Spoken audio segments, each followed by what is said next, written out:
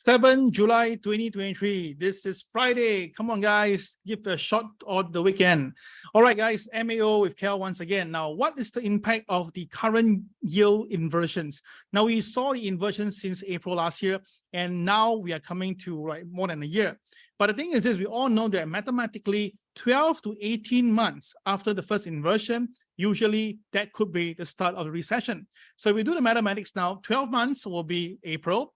If we put 18 months, means April plus 6 more months, that will give you about October period. And that is whereby I believe by September or August, September, that is where the market will shake. And of course, by October onwards, the recession will be coming in. So what do you think? Let me know in the comment box, all right? And of course, we know that Threads, Threads, T-H-R-E-A-D-E-S, okay? This company is now up, okay? This company belongs to Mark Zuckerberg. All right, he's using Instagram to do this, to basically a rivalry on this Twitter, because it works exactly like Twitter. And in fact, it's even better than Twitter. So actually, guys, go down and download this app right now. No wonder this Elon Musk want to beat up this Mark Zuckerberg. All right, so disclaimer apply as usual. And thank you, Ames, for the kind sponsorship. All right, so let's just take a little market now. Okay, let me just show you something here. Okay, so that is what is happening right now. Mark Zuckerberg, Twitter rival. Oops, sorry. I've basically hit 30 million users already. Wow, this is pretty exciting. And of course, I have tried it. Really interesting. It really works like Twitter. Really is very similar. So that's the reason why. But the thing is this, both company shares all went out at the same time. So let's see how it goes. Now, what happened last night? We can see that the Dow Jones down 366 points. And Nasdaq down by 114, S&P down by 35 points. Now, across the board itself, you can see that some selling on Tesla and Amazon. But interestingly, Google, Microsoft, Apple was pretty flat. All right. The bank share got hit pretty badly. You can see that Morgan Stanley down by 3%, Amex down by 2.64%. And of course, we have, this is Goldman Sachs down by 2.2%. So Goldman Sachs, one of the top 5 heavyweight in the US market. So obviously itself, their selling is definitely going to dampen the mood, right? So the Dow Jones lost 300 points because of the hot jobs data that raises fear of a Fed rate hike. Obviously, we all know that this will happen. So we saw that the major index all dropped last night. And the main thing is because the private sector, the ADP increased by 497,000 jobs. This is really the biggest money gain since July 2022. All right, and this is really incredible because this is really, really high numbers. So because of that, right, the 2-year US Treasury yields hit 16-year high. That means basically the inversion is even crazier. And of course, that means that the Fed has a lot of room to basically increase interest rate. And now everyone is pricing about 92% chance that there will be a rate hike in July, which obviously this is really possible. So of course, on one side, you say, okay, that's good, right? That means the economy is doing well, jobs is good. Then why are we selling? Exactly, because the thing is this, everybody now actually shifting a goalpost away. Now, 2-3 months ago, when the data is so good, the stock market rise, but now it has changed. So that's why last night I told you guys that there could be some selling coming in, and we reminded you our TWB chart gave the sell signal. I hope that you really took advantage of that. And for myself, I share with my students, we tell them to take a short position on the Dow, and we all profited handsomely. Some made 500, 1,000. And I know one particular student made about nearly 4,000 US dollars last night, just trading on the Dow itself. So let's look at the latest US economic data. You can see that, but before that, oops, I made a mistake here itself. Remember, I was asking you guys that who is this guy, the character of this movie, Wall Street? And of course, if you have done that, okay, then you will be able to, you should be able to post Gordon Gekko into my comment box. And of course, you have done that. Congratulations to this Stanley, Judy, JL, and not too sure who is this guy, right? You're able to join me for lunch at a very, very nice place. This place now I'm going to show it to you. This is my friend. He is Big John Chia. All right, let's go. Oh, Jiabo, celebrate Valentine's Day with this beautiful seafood tower. And Paris to Tokyo is where I brought my wife to. The restaurant is neon pink theme with French-Japan fusion cuisine. You can customize the seafood tower to your liking, and this is what I had. Salmon and hamachi sashimi shook. Prawns, damn shook. Miyagi oyster, sibei shiok. You gotta try it. Then we got the umeshu cocktail where you can burst the bubble. Very unique. The cocktail is made with umeshu and brandy. We also tried other dishes like the snow crab tempellini, which was okay. Then there was the wagyu sirloin. The wagyu was thick and tender, and the black thing on top was chopped eggplant. Dessert was matcha chocolate lava cake. It's crunchy outside and warm on the inside. You can also go for their Valentine's Day dinner from 13th February. I give it 4.2 out of 5 show. Good. All right, so this is the place that we are going for the 4 people. Well done. All right. Now, just again, I just missed out to show you how Threads looks like.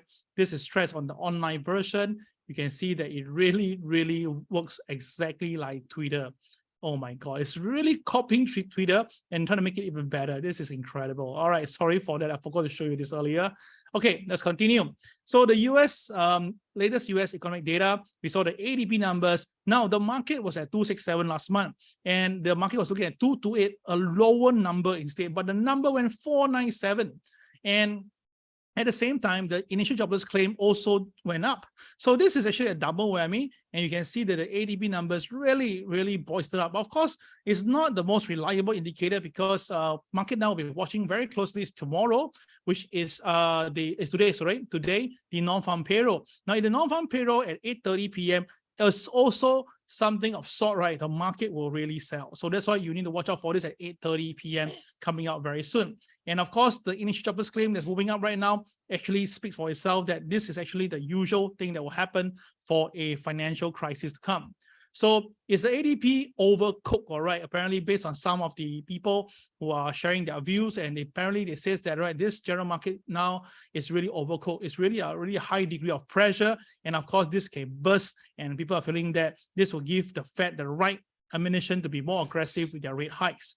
And of course, with this happening right now, the 2-year Treasury yields hit 16-year high. And of course, this is not going to be good because now people are watching this very closely. The last time we see something like this was 2006. And of course, we know that what happened, the market actually went down after that itself. So we need to be very careful because usually an inversion will predict a rising unemployment. You can see that right now, that usually this will happen very, very soon.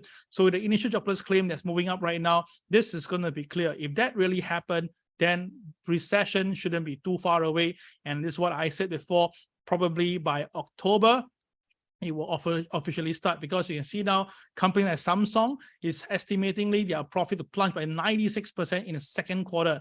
This is due to the weak demand for memory chips persists right at the moment. And of course, this is really very scary. And of course, if this a big company can come out with this, we know that the earnings will be affected. So you can see right now, right, this is very clear. The inversion right now is really going back all the way to what happened in 1977 to 1981. And of course, during that period of time, there were 2-time recession. So are we there? I believe so, guys. That's the reason why you can see right now the PE multiples are showing that after an inversion, about 12 months, that means that from then onwards, right, the earnings was to fall. So if 12 months ago, we talk about April, which is now from April onwards, we do see companies are not performing. In fact, you can see that the FANGs are moving up, bringing S&P higher, but the remaining 480 counters are all flat or coming down. And with Samsung data coming in, it really shows that usually after the inversion, the banks start to hold back on their lending credits, you do have the earnings up to go down. And this is very, very clear.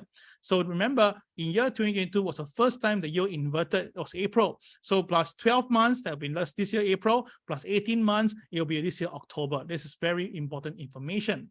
Now, one thing to note, right, on the flip side, we do see something very interesting. Let's bring back to you to 2020 to 2021. Now, that back then itself, right, you can see a huge number of people buying the call options. And of course, the market really bottomed out right here. And then the market really went up all the way. So this period itself was the same period over there. Then when after the call options had to come off, right, the market still couldn't go up because why? There's lots of money being pumped in the system.